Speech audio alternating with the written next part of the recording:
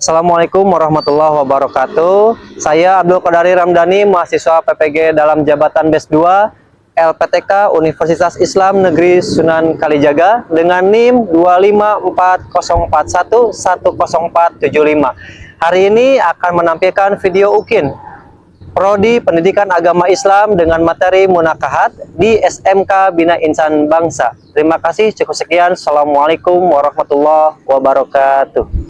Bismillahirrahmanirrahim. Assalamualaikum warahmatullahi wabarakatuh. Waalaikumsalam warahmatullahi wabarakatuh. Apa kabar semuanya? Alhamdulillah, luar biasa. Alhamdulillah. Mudah-mudahan Allah Subhanahu wa taala memberikan kesehatan untuk kita semua. Amin ya Allah ya Rabbal. Amin. Sebelum ke materi selanjutnya, silakan dipimpin doa dulu oleh KM-nya. Duduk siap. Siap. Sebelum mulai pelajaran, sebaiknya kita berdoa terlebih dahulu. Doa dalam hati mulai.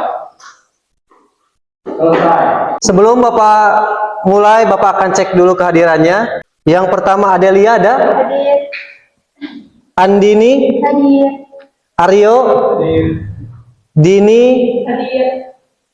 Elisa, Hadir. Rehan, Hadir. Silwi, Hadir. Tuti. Ya, alhamdulillah semuanya hadir ya.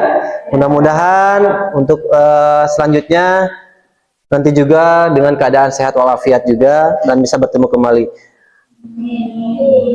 Untuk mengulang minggu yang lalu kita membahas tentang pengertian nikah. Kira-kira untuk dalam pengertian nikah, apa yang terlintas di pikiran kalian ketika mendengar kata pernikahan? Silakan acungkan tangan. Ada yang terlintas pernikahan itu apa? Gimana? Menjalin hubungan berumah tangga. Iya, tepuk tangan untuk Muhammad Farohi ya.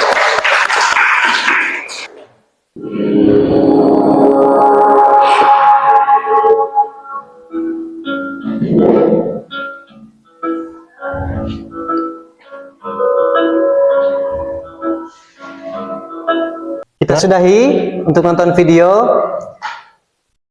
Apa kesan di mana video tersebut menjadikan motivasi dalam kehidupan kalian? Silakan. Iya, Aryo. Dan dalam video yang pada akhirnya seni mempertahankan pernikahan adalah tentang menciptakan dan memelihara hubungan yang dinamis.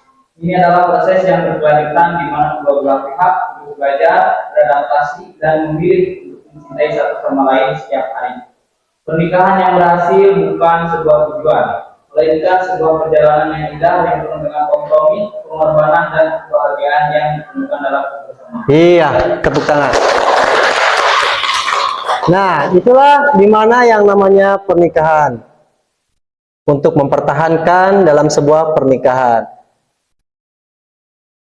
Materi pernikahan dalam Islam hari ini bukan sekedar bab pelajaran fikih, melainkan peta jalan untuk membangun fondasi kesuksesan sejati kita semua atau kalian. Nah, hari ini kita lanjut di mana penyampaian tujuan yang akan ditujuannya itu tentang hukum pernikahan, rukun pernikahan, dan syarat-syarat pernikahan. Nah, di sini ada peta konsep di mana ada hukum pernikahan dan juga rukun dan syarat pernikahan. Di sini ada juga orang-orang yang tidak boleh dinikahi dan pernikahan yang tidak sah. Itu biasanya datang di dalam hukum pernikahan. Nah, silakan sebelum kita lanjut, kalian sekarang boleh duduknya per kelompok sesuai dengan pertemuan yang sebelumnya kita sudah sesuaikan dari kelompoknya masing-masing. Apakah? Silakan. Oh, sudah. Oh iya, bagus. Terima kasih. Berarti kalian mendengarkan untuk pertemuan yang lalu dan langsung duduknya per kelompok masing-masing. Dan untuk kelompok 1 yang mana? Iya, kelompok 2. Iya, kelompok 3. Ya. Nah, hari ini kita membahas tentang rukun, syarat, dan hukum pernikahan. Hari ini juga Bapak akan menampilkan sebuah video, di mana sebuah video ini yang itu membahas tentang rukun, syarat, dan hukum pernikahan. Kalian cermati, analisis, rangkum apa yang ada dalam video tersebut. Paham? Boleh dilihat videonya dan simak. 8, 7. Nah, barusan sudah menyimak video tersebut? Sudah. Jadi, Bapak ingin tanya, ada berapakah rukun nikah itu? Ada 5. Iya. Yang pertama itu ada suami. Yang kedua ada istri. Yang ketiga ada wali. Yang keempat ada saksi. Yang kelima yaitu ijab kabul. Di mana yang namanya ijab kabul itu ijab dan kabul itu beda. Kalau ijab itu yang dilontarkan oleh walinya seorang perempuan. Kalau kabul itu yang dilontarkan, yang diucapkan oleh calon mempelai laki. Itu harus saling menyambung. Tadi dibahas dalam video itu harus saling menyambung. Ketika waktu di mana ketika ijab dan kabul itu harus tidak ada dengan yang namanya jedanya, harus langsung tersambung. Itulah ijab dan kabul. Nah, hari ini Bapak akan kasih waktu 5 menit. Silakan kalian diskusikan untuk menyatukan pemahaman tentang di mana rukun, syarat, dan hukum pernikahan yang barusan kalian tonton dan simak video yang kalian barusan tonton. Silakan rundingkan per kelompok, simak analisis juga, satukan pemahaman apa yang kalian dapat dari video tersebut. Bapak kasih waktu 5 menit untuk kalian tulis apa yang perlu kalian nanti jelaskan. Ayo, apa yang tadi jelaskan dalam video? Nah, berarti nanti yang ini kamu makan nanti kesimpulannya. Ya. Nah, hari ini Bapak izinkan kalian untuk membuka HP untuk studi banding, silahkan. Di mana yang dibahasnya itu adalah rukun, syarat, dan hukum pernikahan. Nah, ini. Kenapa? Oh, kan bagian ini ya, syarat nikah. Nah, di sini kamu kan ini cuma sedikit ya. Boleh kamu searching, tambahin penjelasannya yang menurut tentang syarat nikah, tapi menurut ulama apa gitu, biar apa untuk mencari informasi selanjutnya, biar makin panjang. Nah gitu, kamu juga boleh nambahin searching tentang mencari referensi tentang rukun nikah itu seperti apa, boleh nanti ditambahin. Udah, oh iya siap, bagus. Sudah beres, waktunya sudah habis. Nah, silakan hari ini Bapak akan membimbing diskusi kalian. Silakan kalian diskusikan apa yang kalian pahami, apa yang kalian cari informasi dari teman-teman kalian. Lalu kalian silakan diskusikan mulai dari kelompok 1. Silakan. Assalamualaikum warahmatullahi wabarakatuh. Waalaikumsalam warahmatullahi wabarakatuh. Di sini kami dari kelompok 1 akan menjelaskan tentang pernikahan. Pernikahan adalah elemen penting yang harus ada supaya pernikahan sah secara agama dan menjadi bagian tak terpisahkan dari akad pernikahan itu sendiri. Rukun ini juga esensi dari pernikahan. Jika salah satu rukun tidak terpenuhi, maka pernikahan tersebut batal dan tidak sah. Contohnya, ijab dan kabul. Adanya disalahkan dari wali pernikahan, kabul dapat dari pemimpin laki-laki.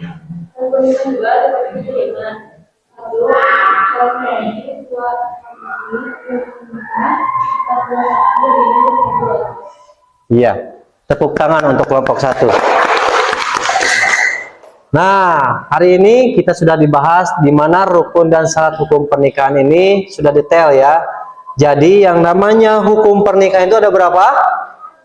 5. Yang pertama wajib, yang kedua sunnah, yang ketiga,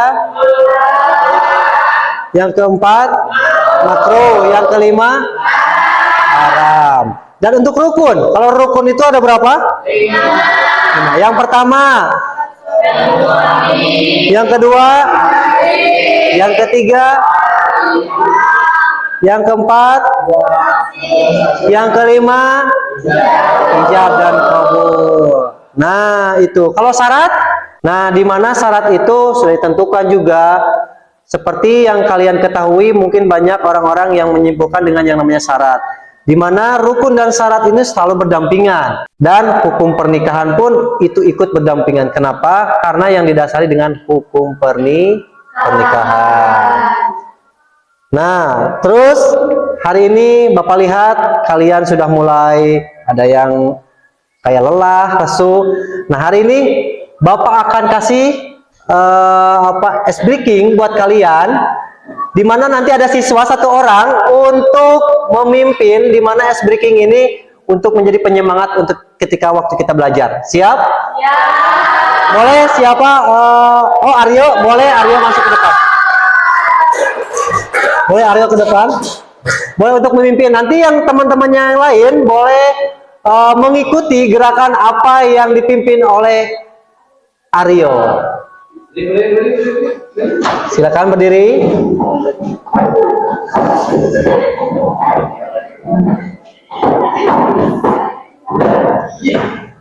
Siap. Kita mulai.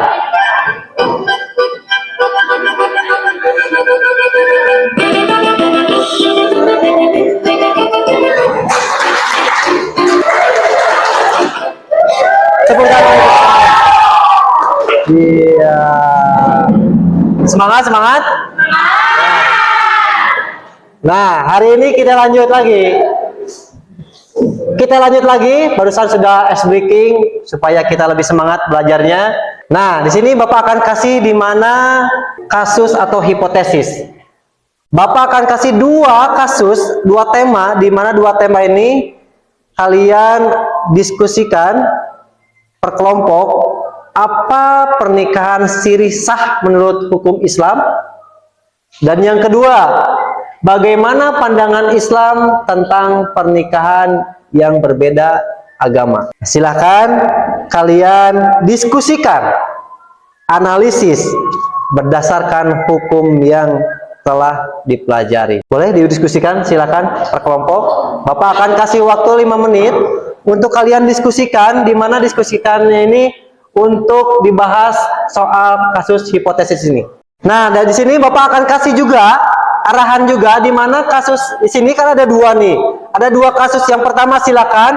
Kasus yang pertama akan dijelaskan oleh kelompok 1, dan kasus yang kedua akan dijelaskan bagaimana pandangan Islam tentang pernikahan ini berbeda agama, itu akan dijelaskan oleh kelompok 2, dan kelompok 3 itu untuk menyimpulkan dari keseluruhannya. Silakan, tapi tetap kelompok 3 harus memahami apa yang ada dari pertanyaan-pertanyaan dari kelompok 1, kelompok 2, yaitu studi kasus yang ini. Silakan, boleh kalian rundingkan mulai dari sekarang, 5 menit dari sekarang. Silakan kalian pahami apa pernikahan siri sah menurut hukum Islam, dan yang kedua bagaimana pandangan Islam tentang pernikahan beda agama. Nah, di sini kamu boleh kalian cari informasi, searching juga boleh, silakan untuk menambahkan informasi-informasi yang lebih luas. Ya, dapat informasi tentang kasus itu? Nah, nanti kamu boleh tambahin juga, makin panjang juga nggak apa-apa. Nah, waktunya sudah habis. Sekarang sudah jam 11:18. Waktunya sudah 5 menit. Sudah siap semua? Ya. Nah, ada yang belum siap? Sudah siap semua? Oh, sudah siap. Nah, silakan hari ini kita langsung presentasikan per kelompok. Kita mulai dari kelompok pertama, terus yang kedua kelompok 2. Nah, nanti yang ketiga ini untuk hanya menyimpulkan dari keseluruhannya. Silakan, nanti ada sesi tanya jawab. Kalau misalkan nanti sudah dijelaskan oleh kelompok 1, boleh ditanyakan. Silakan untuk kelompok 1.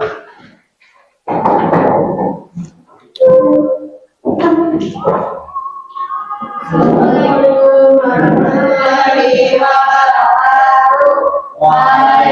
warahmatullahi wabarakatuh. Tuh. Pada kelompok satu ini menanyakan tentang pernikahan kita menurut pemikiran. Pernikahan ini yang secara agama jika memenuhi rukun dan syarat nikah, tetapi tidak sah secara hukum negara Indonesia. Jadi secara agama tetapi secara hukum negara telah membuat semuanya. Pemerintahan mayoritas ulama di Indonesia sangat menganjurkan untuk menetapkan pernikahan dan memberikan peluang hukum dan kepastian status bagi seluruh pihak, terutama bagi istri dan anak-anak. Iya. Silakan, ada yang ditanyakan untuk dari kelompok 1 yang sudah dibahas? Oh iya, dari kelompok 3 ya, silakan.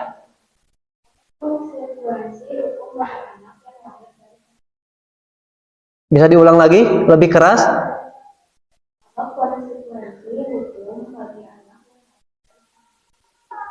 Ini menjawab, anak yang lahir dari pernikahan ini hanya memiliki hubungan perdata dengan ibunya, hukum dengan ayahnya. Hal ini bukan dengan ayahnya. Hal ini dapat menimbulkan kesulitan dalam hal warisan, perwalian, dan pengurusan dokumen resmi seperti akte kelahiran. Iya. Sudah paham? Nah. Sekian kesempatan dari kami. Assalamualaikum warahmatullahi wabarakatuh. Waalaikumsalam warahmatullahi wabarakatuh. Silakan dilanjut. Tepuk tangan dulu. Terima kasih untuk kelompok 3 sudah menyimpulkan dari kelompok 1, kelompok 2 apa yang disampaikan. Mudah-mudahan bermanfaat untuk kita semua. Nah, ini kesimpulan di mana pernikahan ini atau munakahat yaitu ikatan suci yang hukumnya dapat berubah dari wajib hingga makruh. Bergantung pada kondisi individu, kesabaran, keabsahan pernikahan secara syar'i terletak pada terpenuhnya 5 rukun utama. Yang pertama ada calon suami, yang kedua ada calon istri, yang ketiga ada yang keempat ada yang kelima ada ijab dan qabul. Di mana ijab dan qabul ini untuk menjadi penutup dalam resepsi pernikahan. Setiap rukun ini memiliki syarat tertentu yang wajib dipenuhi. Misalnya wali harus sah dan tidak sedang dalam larangan menikah atau mahram. Dengan memahami rukun dan syarat ini, kita memastikan bahwa tujuan utama pernikahan mencapai keluarga yang tenang, sakinah, terbangun di atas fondasi hukum yang kokoh dan diridhoi oleh Allah Subhanahu wa Ta'ala. Inilah kesimpulannya di mana rukun dan syarat dan hukum pernikahan. Nah, selanjutnya untuk perencanaan selanjutnya untuk minggu depan, untuk pertemuan yang ketiga, kita akan membahas di mana yaitu judulnya mahram dan kewajiban suami istri. Apa sih itu mahram? Kita ulas sedikit dulu. Mahram itu mengapa agama sangat ketat melarang pernikahan dengan orang tertentu. Karena ini adalah garis batas kesucian harmoni keluarga. Kita akan bedah siapa saja yang termasuk mahram. Itu mahram. Ya, inilah yang akan menjadikan perencanaan materi selanjutnya untuk minggu yang akan datang. Itu pertemuan yang ketiga. Nah, hari ini Bapak akan membagikan LKPD, di mana LKPD ini silakan kalian isi, nanti kalian kumpulkan. Silakan. Terima kasih juga kepada kelompok 1 yang sudah memaparkan presentasinya, begitu juga dengan kelompok 2 dan kelompok 3 untuk menjadi kesimpulannya. Mohon maaf jika ada kesalahan dari Bapak. Kita tutup dengan mengucapkan hamdalah bersama-sama.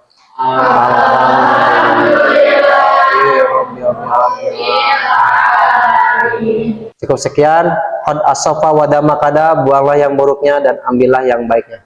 Assalamualaikum warahmatullahi wabarakatuh. Waalaikumsalam warahmatullahi wabarakatuh.